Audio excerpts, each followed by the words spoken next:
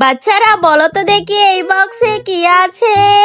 Sir এই বক্সে chicken আছে না বানানা চিকেন, না বানানা চিকেন, বানানা চিকেন, বানানা চিকেন।